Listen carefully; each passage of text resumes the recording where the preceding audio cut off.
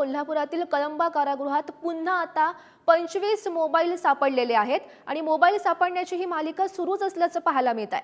मागील महिन्यातच 80हून अधिक मोबाईल सापडलेले होते। मागील आठवड्यातच मोबाईल प्रकरणामुळे 2 अधिकाऱ्यांसह तब्बल 9 कर्मचाऱ्यांना बडतर्फ सुद्धा करण्यात आलेलं होतं। महत्त्वाची बातमी आपण पाहतोय कोल्हापूरमधून। तर या संदर्भात माहिती देत आहेत आमचे प्रतिनिधी शेखर पाटील सध्या आपल्यासोबत आहेत। शेखर, महत्त्वाची बातमी आपण पाहतोय, कळंबा कारागृहात पुन्हा 25 मोबाईल सापडल्याची घटना घडली आहे।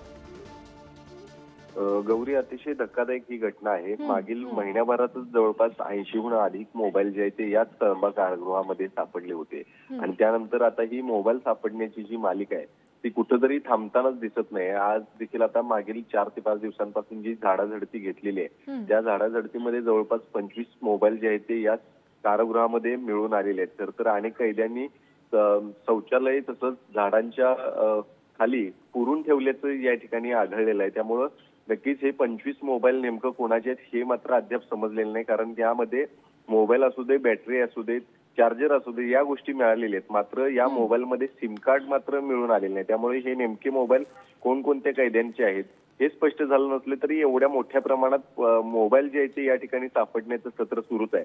त्यामुळे एक कारागृह प्रशासनासमोर इथल्या सुरक्षेसंदर्भात देखील एक मोठं प्रश्नचिन्ह निर्माण झालं। त्यामुळे नक्कीच हे मोबाईल नेमकं कोणाचे आहेत, या मोबाईलवरून आणि कोणी कोणाला फोन केलेले आहेत हे देखील आता या पुढच्या तपासामध्ये समोर येईल अशी शक्यता आहे। गौरी, नक्कीच शेखर, धक्कादायक अशी ही बातमी म्हणावी लागेल। धन्यवाद दिलेल्या या सविस्तर माहितीसाठी।